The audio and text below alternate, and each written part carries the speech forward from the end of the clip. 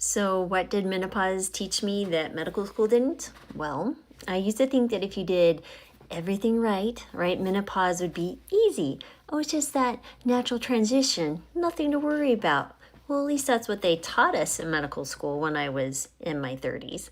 But then I went through it, yeah, and it was horrible. Hot flashes, night sweats, brain fog, increased bad cholesterol, and oh my goodness, the worst for me was the joint pain.